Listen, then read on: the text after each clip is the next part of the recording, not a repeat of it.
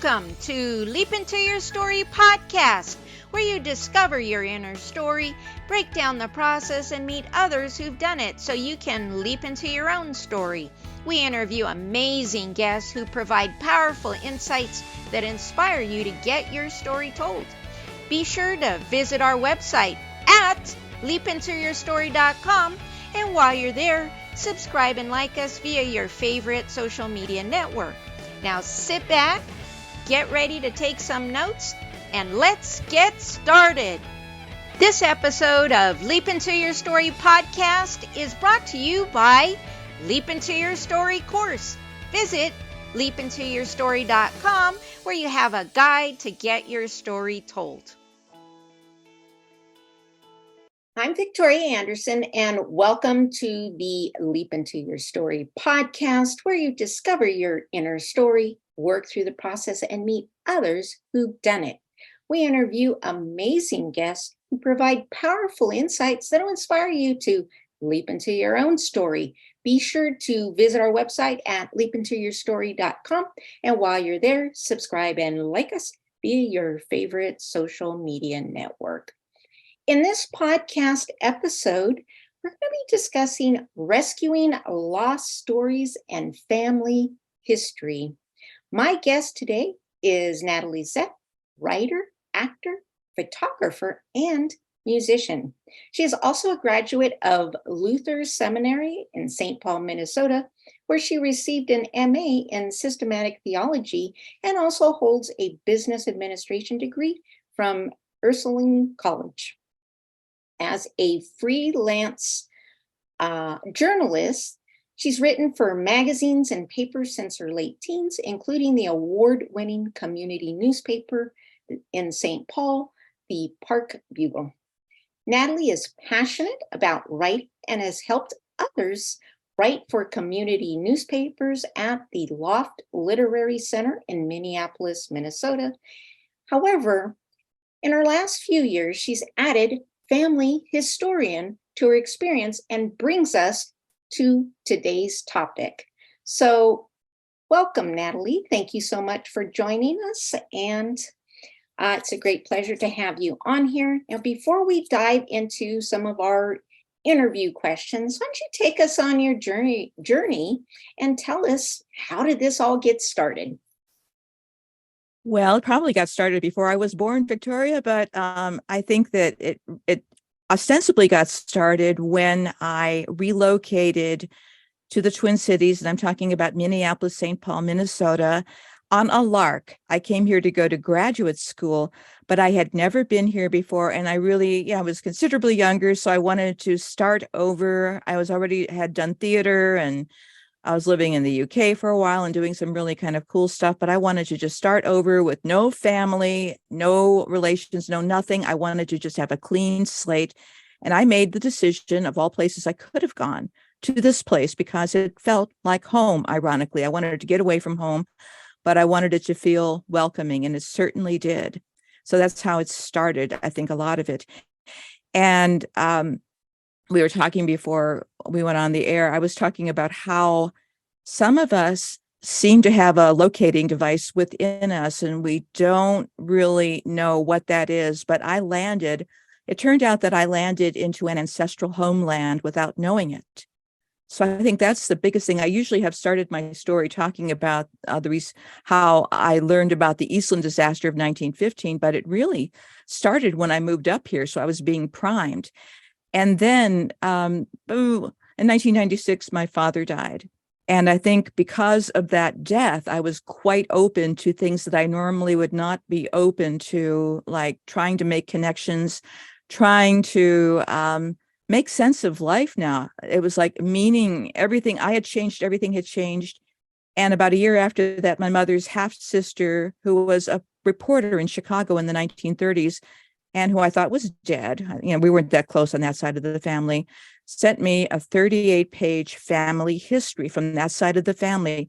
I grew up knowing nothing of my mother's side of the family because my mom's mom died in Johnstown, Pennsylvania, which is where we were from.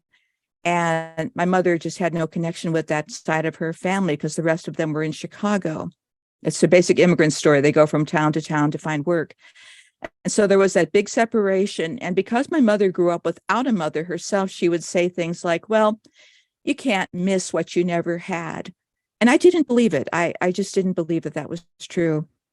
So when this document came, 38 pages of family history, that I was blown away. I mean, I was already upset because of my dad's death. And I thought, just these pages, these words, all of a sudden made me look at my life and just say, I'm not who I think I am I? And the first shock was finding a little paragraph about my grandmother's younger teenage sister, who was among the 844 people who were killed in downtown Chicago on July 24th, 1915, when a huge steamer that was chartered for Western Electric's annual picnic capsized while moored in the Chicago River, throwing all these people into the river. And the ones who, many died, but there were quite a few people who were traumatized after that. And so that was the history. And because I was such a Chicago history aficionado, I mean, I loved Carl Sandburg. I loved reading about the gangsters. I love this. I don't know why I love the St. Valentine's Day Massacre, but I just thought, Chicago, no, that's an exciting city, not like where I was living in Cleveland. And I always loved Chicago. And I thought, why don't I know of this thing, this Eastland disaster? And at first I thought my mother's sister had gotten it wrong. And she said, no. So in 1997, if you remember, if anybody's been around that long, the internet was a thing, but it did not have a lot of information at that point. And so I was already an established writer. So I thought, I'm going to go write about this thing, but I couldn't find hardly anything. So I had to go back and forth with my mother's sister. I actually started traveling back and forth to Chicago, meaning sometimes on the weekends I would drive 7 hours from the Twin Cities to Chicago, go back and forth. And it soon became an obsession. And she started sharing photos of this woman with me, and she was so pretty.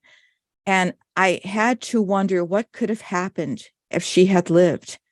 The other part of that story, the subtext of that story, was this woman was not, my aunt was not a Western Electric employee. My grandmother was. My grandmother was pregnant with the woman who actually wrote the family history, my mother's half sister, and she gave the tickets to her younger sister. So my grandmother should have been on that thing. And when I realized what could have happened, were it not for an exchange of tickets, and my grandmother gave her sister a one-way ticket, and that was it.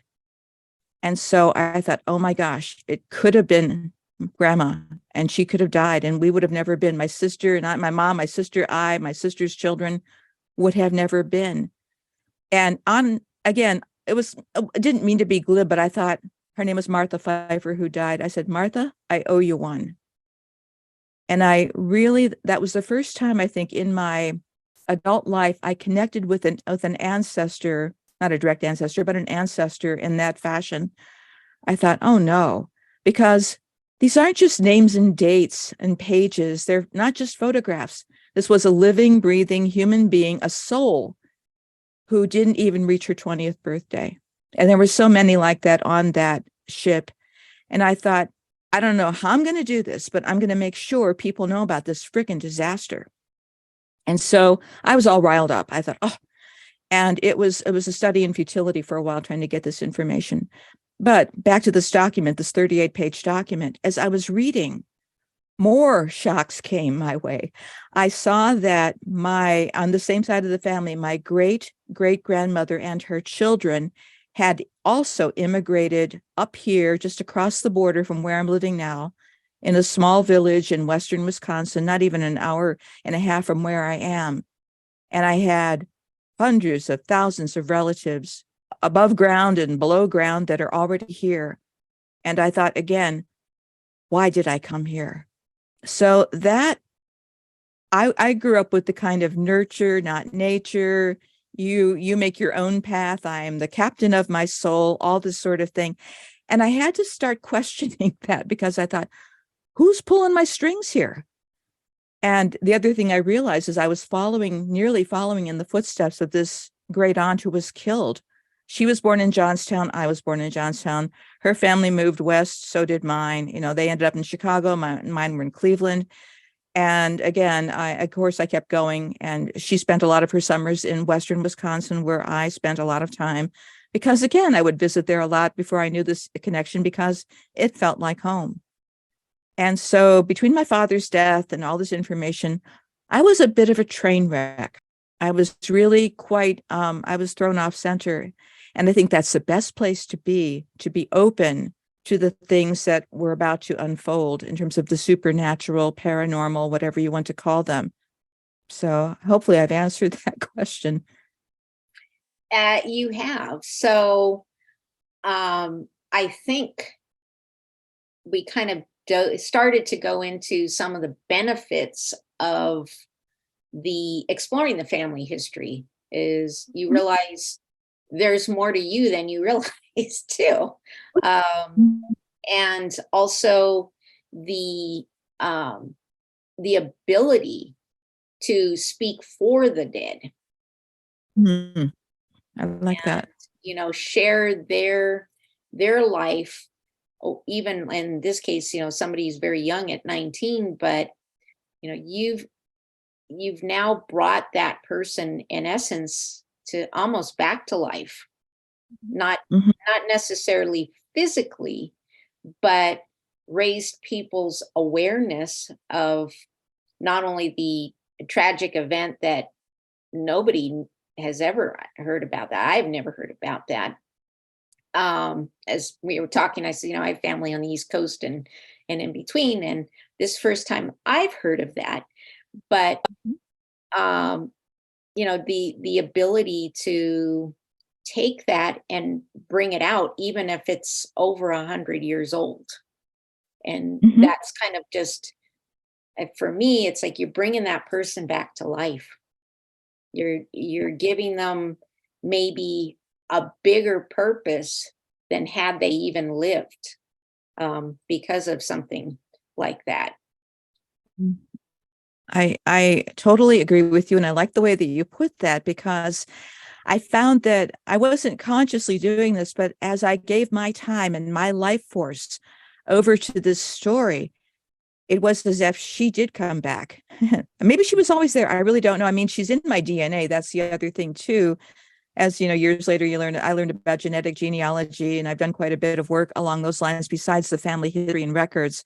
It's like she's in me, literally. Part of the recipe is there, but she's also outside of me. But the fact that I followed like the little bird that never knew where their nest was, and I came home.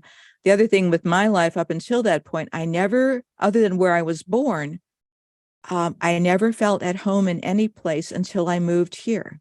I thought, I'm lost. I really feel like the Romany side of the family. I really feel like, I just to live in a caravan, just keep moving.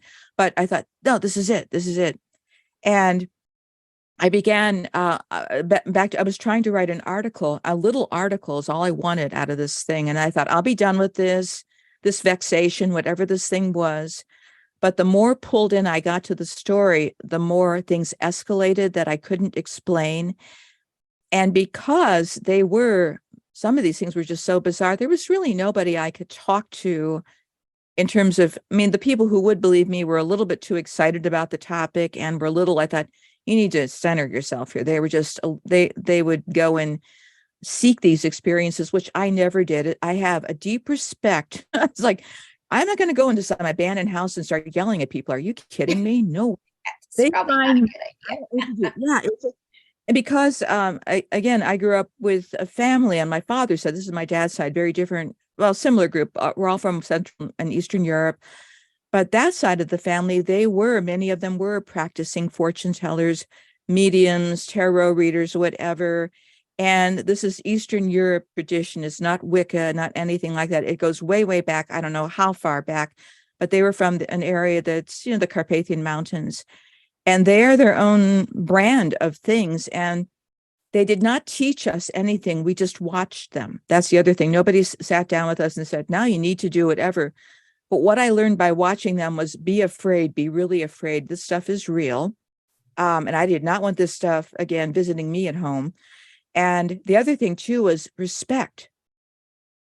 It's like, it's not a game. It's not something to mess with. And it's not something to make yourself feel better, make Yeah. boost your ego and add to you. And I was telling somebody, I said, the nice thing about doing this research for this book is there was an internet, there was a form of social media, but there were no likes to be had for what I was doing.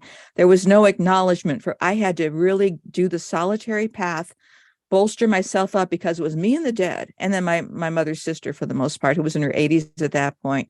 But I thought I really had to keep pushing, and with no outer motivation. And I think that was the sweetest part of this journey, to realize once I let go of the controls, I really was, in a sense, being led. I was going to share the story of the first time I went to the cemetery. I mean, I'm not a cemetery person at that point. I mean, we did some cemetery stuff when I was a kid, but my great aunt is buried in a large cemetery outside of Chicago. It's called Bethania Cemetery, next to Resurrection Cemetery. And a lot of people know about Resurrection Mary in Chicago. She's Chicago's famous hitchhiking ghost. I bet a lot of the listeners know this person. Anyway, those two cemeteries share space. And I decided to drive down there in order to complete my article, because my article was really bad. The ending was awful and I didn't like it. And I'm very obsessive about my writing.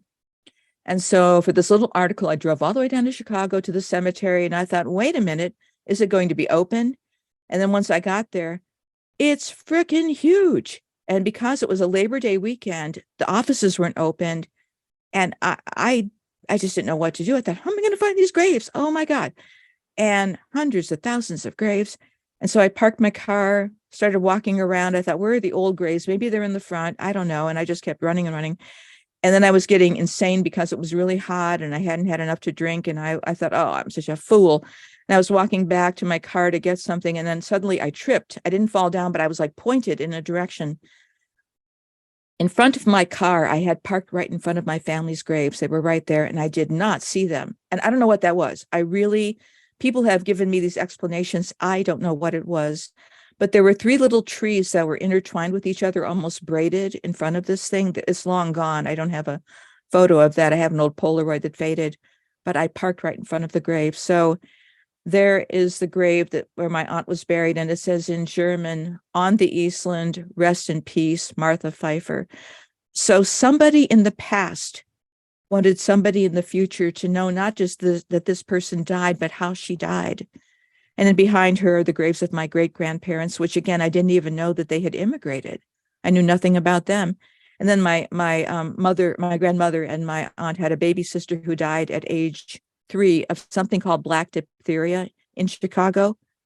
I don't think my family was poor, but they were definitely not wealthy. And I think probably, like many people of the lower classes, disease and things like this kind of made their way through communities, and people were getting killed right and left, more so in Johnstown, where I was from, but Chicago as well. So that experience of being parked in front of the cemetery, in front of the grave, I thought, yikes. I thought, and then I learned years later that this is a very common thing and it's not at all amazing, but I was amazed because, again, I wasn't influenced by any other writings or beings or there was no social media. So I was really tripping out there on my own. And it was a very sweet experience. So I thought, whoa. And then there were things that happened in the hotel room the night before, like movements and things like that. And I thought, I'm not imagining this. There's somebody in here with me. And I thought, oh gosh. And I thought, what do I do? Nothing. Other than say, okay, you better behave yourself. I don't want to see you. I don't want you to go walking by. If you want me to do something, I'll do it. But I was not seeking any kind of, over the top special effects. Okay. Because I was already really in rough emotional shape, but I could feel a presence, and it was frightening, but I wasn't afraid for my life. I was definitely, it was an acknowledgement. I thought, I know you and you know me. So that's how this thing began escalating. And again, I'm still talking about, late 1998, around that time. And I didn't know how to put together a family history. When I was growing up, because of who we were, our family, working class, and all of the kids in the neighborhood that I lived, we were not the well-off people. And we tended to school. And I don't know what this teacher was thinking of. I really don't know. But she wanted us all to do a family tree. Again, most of us were either immigrants, children, grandchildren, whatever, or African American. She wanted us to do a family tree, and to pass this little test, we had to all trace our families back to the Mayflower. None of us in that classroom, I don't think, we could have figured out that if we were Mayflower people. And that was, it wasn't the Mayflower, not dissing the Mayflower people, but it was just like, you're of this class and you can't do this. And I remember asking my mom about our family history. I said, well, I asked her about the Mayflower. She looked at me like I was nuts. She said, we're not Mayflower people. And I said, well, don't we have records? No, they were all burned in Eastern Europe during the war. She never said what war. So I think she was just tired of me by that point. And I said, but we have to have a history. And so I went back to the teacher and just said, well, I said, we don't have that history. And I said, but I am an American. And she said, you're not a real American because of that. And that was used, eons ago as one of those things to keep people not just in their place, but to internalize, you don't have a history, you don't have a family history. And that's the other, yes, I do. And I've been able to just, do some incredible tracing. And that's what I do now. Part of my living is made doing this kind of work. But that early experience, it did hurt, but did it hold me back? No, I thought, I'll show you. And I think sometimes those experiences are meant to motivate us and move us forward on the checkered board. But again, I didn't have a ton of encouragement through any of this. It was just one of those things where I was on my own and I did what I needed to do. And I made a lot of errors because I just didn't know. But things are better now in terms of having people to work with.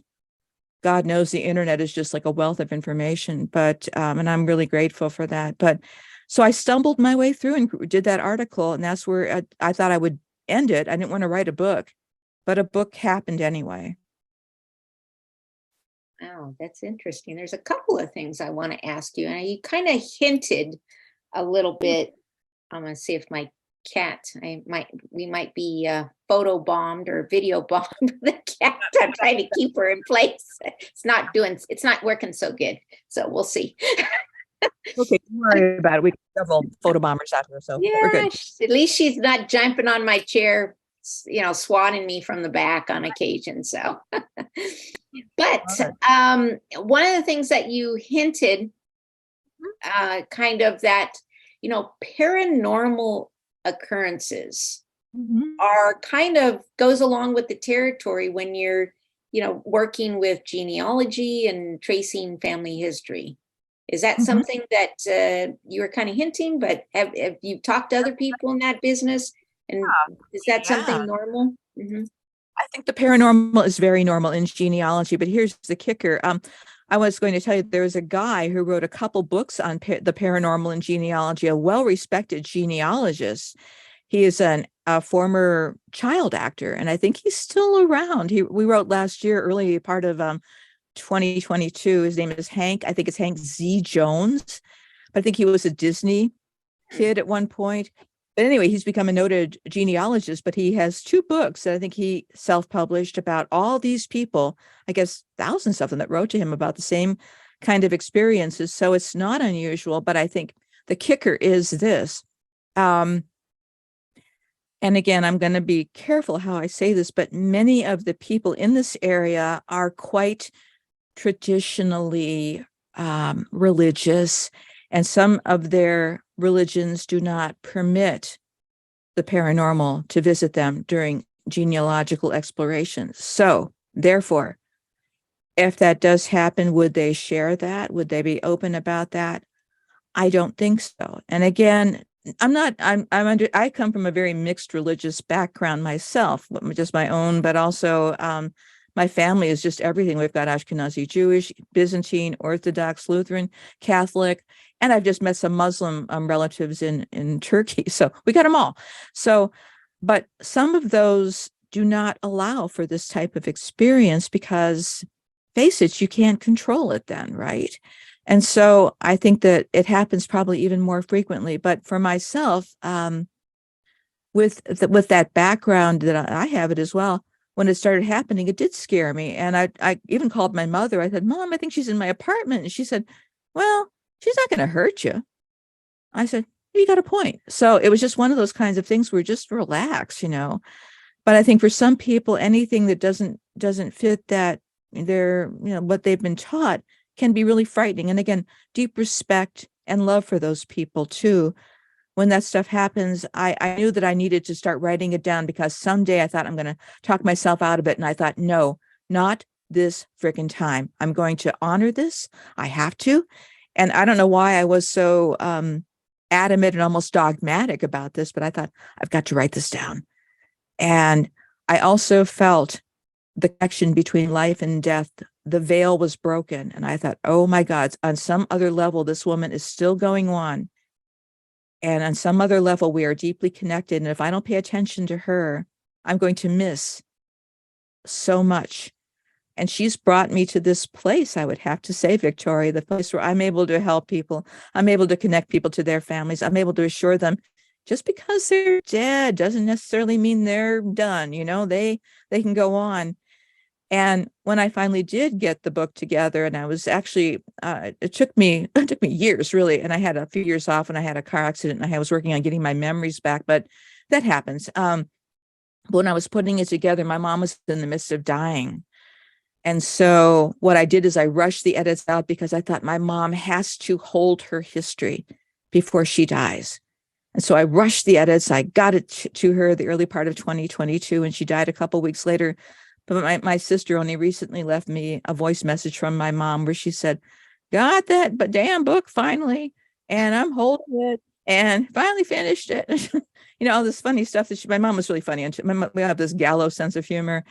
And she knew the story. She knew what I was uncovering. But I thought, that part of your life, Mom, was important. And I give it back to you. So it is an honor to be able to participate in my mother's healing. And I think as I got older, and as I study family history, and as we study family history, there's some awful things. I mean, I got some people that are on the wrong side of history. I'll tell you that, in my family. And it's like, oh God, but they're there. However, you can also be the conduit for healing too, when you encourage people to tell these stories, to not be ashamed. It's like, you didn't do it, you didn't do this stuff, but you got these schmuck relatives who did. And it's like, either you tell the story or somebody else may tell the story. So that's a decision you will make. And so I think that it can be tremendously healing, but there's nothing like giving my mother's history back to her before she died. And I said, Mom, they're waiting for you, okay? They'll be there. Grandma will be there. Martha will be there. Dad will be there. All these people. And I was sure of it. It wasn't just to make her feel better. I said, no, I think they're there. Because I thought Aunt Martha has really disrupted my whole existence. So I think she's a blithe spirit who will give you a very fun afterlife. So that in and of itself, if nothing else, that's the greatest gift, not necessarily the ghostly visitations, all this other stuff, but the fact that I was the ripped piece of that family that in a sense, people really didn't want to acknowledge me either. But I was part of that whole, and I was able to put that mess back together, that quarter part of the family genealogy pie. I'm the one who didn't have the family history, the one who just, I shouldn't have done any of this, but damn it, I did. So I think the story, a lot of people can relate to that kind of story. The outlier is the one who comes in, boom, and here you are. So enjoy your outlier self, enjoy all of that sort of thing, and embrace it, hold it, it's yours. And you can find a lot of people that are like you. Some you just wish, whoa, don't want to be that person. But it's a rich, rich adventure. Frustrating, but rich. I wholeheartedly agree. As somebody who's written I write the volume set of memoirs. But we were talking about my first book, The Touched, does include a lot of the family history from the immigration over from Italy and both sides of the family. And I was surprised, delightfully surprised, that family members who were excited that I had published a book, bought the book, and then were also delightfully surprised on how much history I was able to retain that they never knew too. Some of it they were familiar, but it was really just like you said, you're just connecting all these loose threads into a really wonderful kind of quilt of different stories. Mhm. Through you, and it's a big family blanket. And I mean, Mhm. there's people in it, they're good, bad, and indifferent, but they're family. And Mhm. I think it's important that what they contributed, because even like the terrible family members, they Mhm. had some good qualities that thankfully kind of came through the threads of our genetic fabric. you know and you talk about how you didn't know about your grandmother, but apparently there was something in you that you did know. Mhm. It Oh, yeah. carried through you. Talking about the carryovers, I remember when I moved to New Mexico and I was going through the cedar chest, the family cedar chest. Okay. Mhm.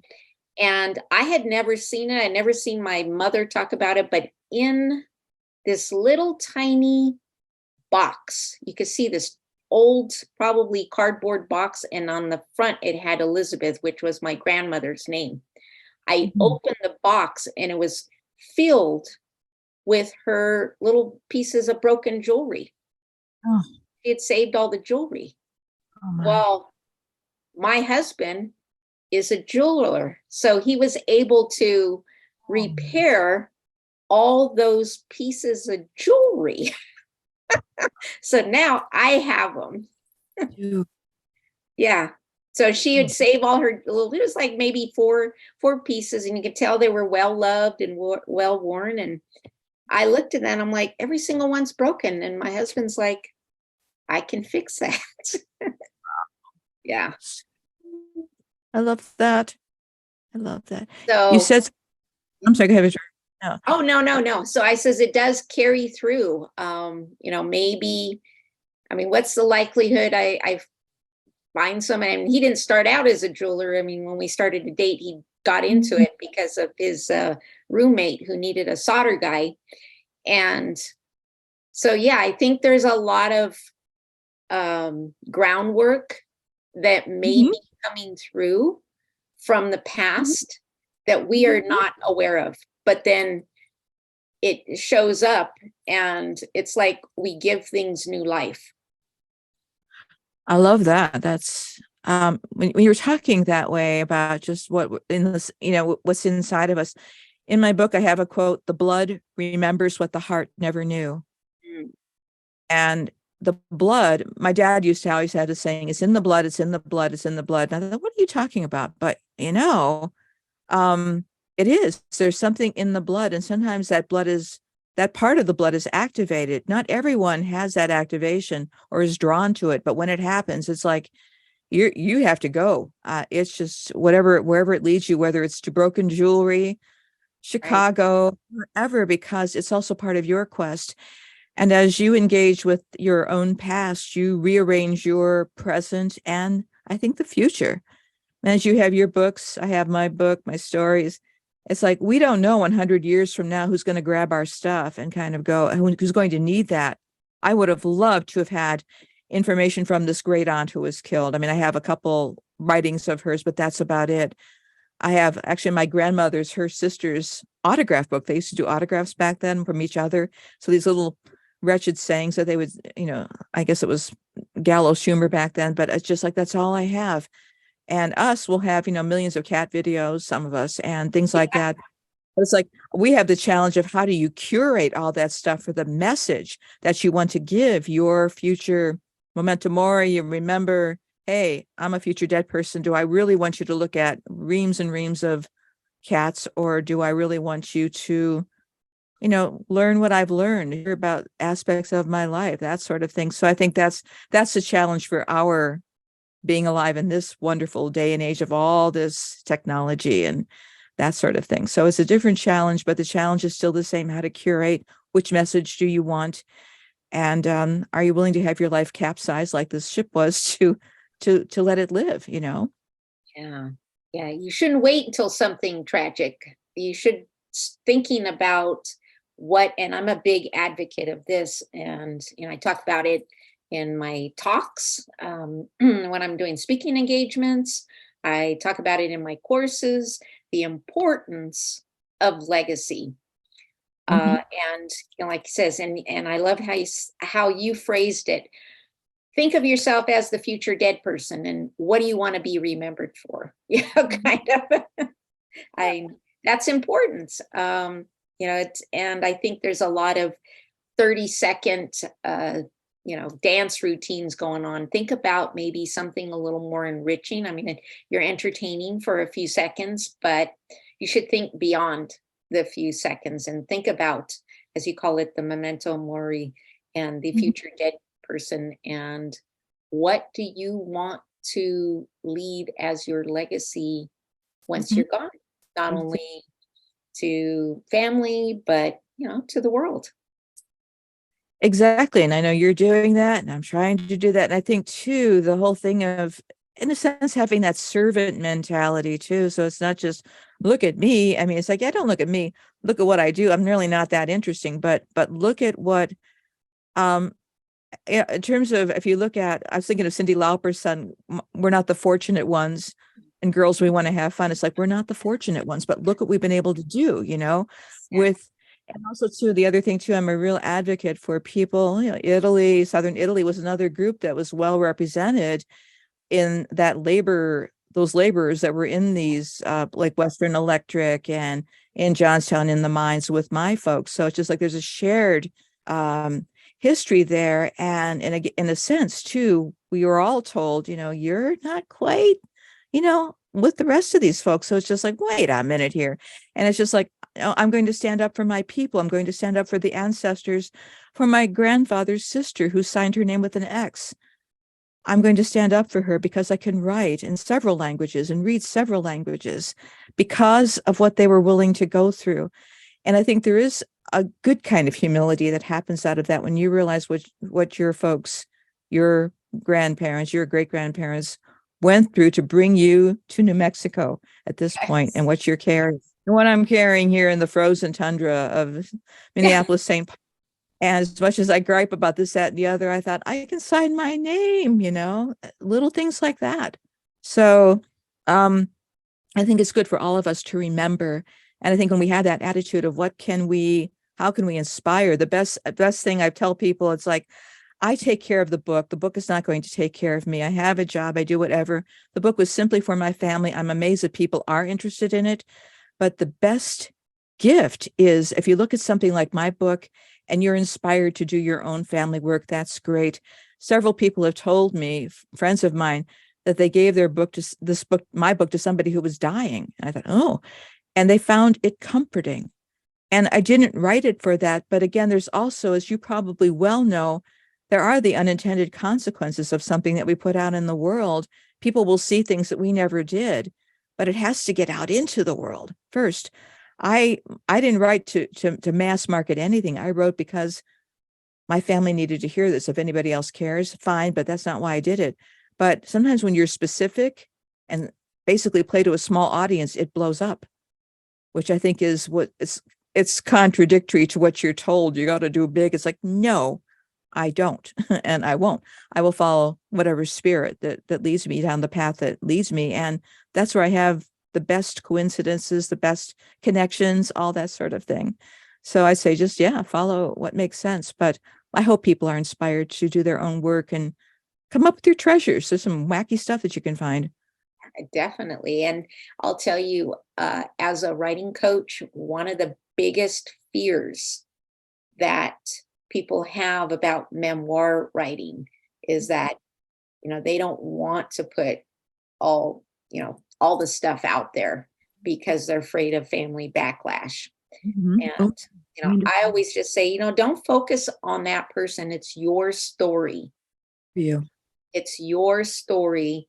Focus on how you felt, think, and reacted and what you did to overcome it. It's not their story, you Mhm. know.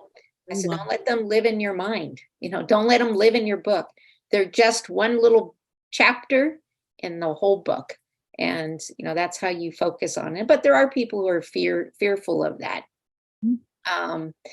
but on the flip side, like you said, one of the, I guess, unexpected, benefits is that people who didn't know me read my book and contacted me and says, "Oh man, I can really relate to that." Okay. Um, and that really kind of boosted my confidence. I can relate. I wasn't sure if those feelings were justified, and you had that, and you went through it, and you thought the same thing. Mm. So having people that don't know you personally and contacting you and say you made a difference. That Mhm. is that is so very cool. And I think yeah, that's another that is definitely a benefit. And I think when I've taught memoir classes as well, and I was terrified when I was putting this thing together. So how I got around it is I made it fiction. Mm. Wink, wink. But it's very much based on. But I didn't have the freedom. If I would have been boring if I would have made this book memoir because it was boring. And the thing is, I wasn't alive in 1915. I've been alive for a while, but I don't know what happened to these people. I can only conjecture based on stories that were told to me. And I also I had a lot more freedom telling the truth with fiction. And people have asked me, is this autobiographical? I said, in a sense it is, but there are other things like with my own family, my parents and my sibling, I did amp them up a little bit. I had to make them more interesting than what they actually were. So to add to the drama, because I started off writing as a playwright. So I know how to kind of, you got to build this, you got to do this, whatever. And I had to stay awake when I was writing this thing too, because it took for frickin' ever. It And always takes longer than you expect. I always tell people genealogy is constant course correction. So did I get some things wrong? Yes, but I left them in as wrong because that was the information I had at the time. And that's why I built a website out to tell some of the real story behind it, because I also captured my own past of the late 90s. This is what the world was like. This is what the internet was like. This is what this family history, if you wanted to be a family historian, and you couldn't go to Salt Lake City, what did you do? I mean, there wasn't a lot of help. So people need to understand that that was the time. And so that was an unintended consequence too, but it's like, that was the time. And it was a groovy time before 9/11. So, Yes. and so if the world seemed free and fine, you could go any place and everything was going to be great. Uh-oh, Yeah. And see, that's something I captured too, is what's going on in time. Mhm. Uh, in my second book, The Trial by Fire, I talk about, what I was doing on 9/11, Oh, and, the thoughts and feelings, and, people reacting around me, and, how traumatic that was. And thought, mhm. geez, I just launched this business with my husband. It's going to, we put all our savings into it 11 days before 9/11. Yeah. And, you know, it actually turned out to be a surprisingly a beneficial, because it was the antique business, and the antique business was going bust. And 9/11 actually put this resurgence of interest in the past, and people clinging to past eras of happiness, and, Oh, footloose and fancy kind of thing. Yeah. profound. Yes. I hadn't heard that or thought that. That's very good. I'm going to think about that, Victoria. Thank you. Yeah. So, Mhm. um, even through tragedy, Mhm. there's benefit. And Yeah. that's Mhm. the book covers, at least my first three volumes covered, like, a good 25 years of not only my history, but the history of the world too. So That's really, yeah, and that was, through my eyes, of course. of course. I mean, but that's all I have are these. I read a lot of, because of, the genealogy. I read a lot of these old accounts for a couple hundred years ago. And were they actually accurate? I don't know. But it's just there's a certain style of writing too that's it's kind of almost, it's too flowery and too hilarious. But I'm really glad these people took the time to capture this stuff, because otherwise sometimes that's our only witness. And again, we often find out that a lot of our assumptions are incorrect too. Only recently we found the Red Cross records of the distributions that were given to the families that were affected by the Eastland. Somebody almost threw them out. Wow. And I think the president of the Eastland Disaster Historical Society somehow got hold of them, and now they're out and available. So there's always things being uncovered. So I always tell people, it's like, yeah, to be corrected. Everything is to be corrected. But as you were saying, it's like I was self-conscious too, but I thought, the hell with it. It's going to be one of those things where either it gets out, either I tell the story or somebody else will. Yeah. And to date, I am the only person who lost somebody in the Eastland who's written about that. The other people who have written about the Eastland either wrote it as like detached observers, they did a historical thing, or they were related to somebody who survived, or was a rescuer. But so far, I would like other people to do this, but I'm the only person who's talked about how that trauma traveled downstream to the family. It took out my grandmother, took out, messed up my mother's life, all this stuff that happened, and how it finally drips to the end of me. And it's like, we're going to fix this. And I don't even know what the hell I'm talking about, but the attitude of we're going to fix this. And it's an oldest child syndrome too, I suppose. But well, it sounds like the tragedy, being that it's personal, and you, through the blood connection, has transformed your life. Say so, for the better.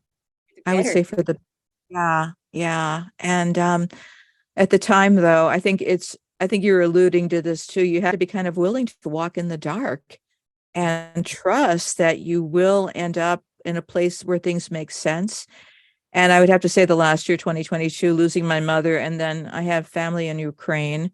And ironically or not, before the Ukraine war happened, the people who did the cover for my book, and they did a beautiful cover, are based in Kiev. I wanted to keep it in the family. So I found this very young company that does book covers, and they do a beautiful job. And then this happened. So I thought, even that side of the family, which is my dad's side, is represented in this thing. Wow. And they did a gorgeous job. I said, I want Art Nouveau, Chicago, 1912. What can you do? They did it. And I thought, oh my gosh.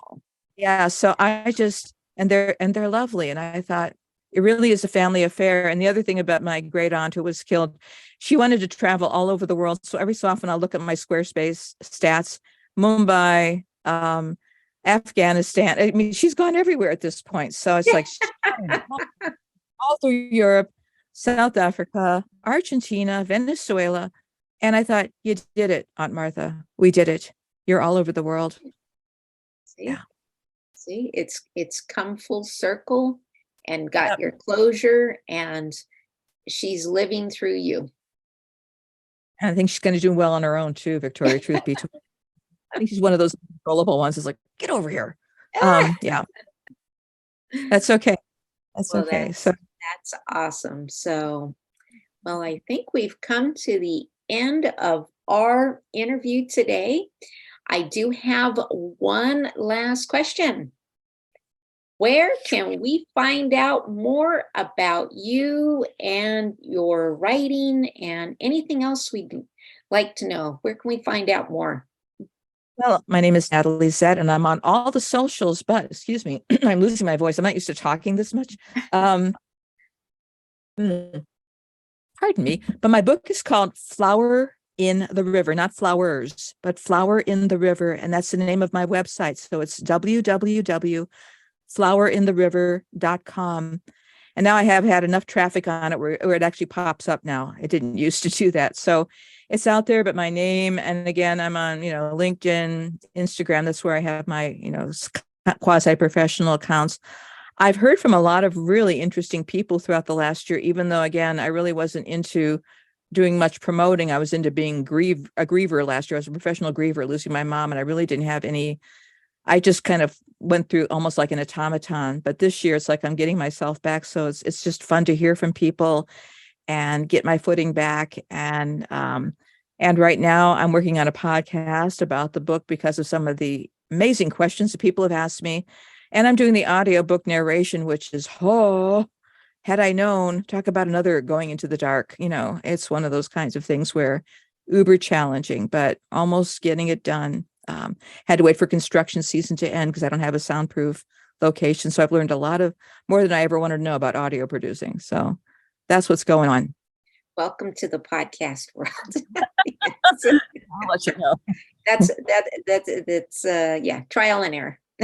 You'll be fine. I'm really all about making mistakes too, and not being. I just make a mess wherever I go. Then it's like, oh well, nobody can say I didn't do it, so that's it. It's better to make progress than be perfect. So exactly. Yeah. So. Absolutely. That's my motto. Well, Natalie, I want to thank you for sharing your fantastic story today. And I want to thank all my listeners for tuning into the Leap Into Your Story podcast, where you discover your inner story, work through the process, and meet others who've done it, so you can be guided to your own journey to write your story. Remember to visit our website at leapintoyourstory.com and enjoy even more great episodes like this one. Again, while you're there, subscribe and like us via your favorite social media network. We are looking forward to seeing you next time here on the Leap Into Your Story podcast. Thank you for tuning into the Leap Into Your Story podcast, where you discover your inner story, break down the process, and meet others who've done it so you can leap into your own story.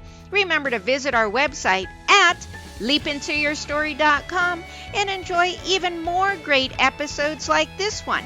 Again, while you're there, subscribe and like to us via your favorite social media network. We're looking forward to seeing you next time on the Leap Into Your Story podcast.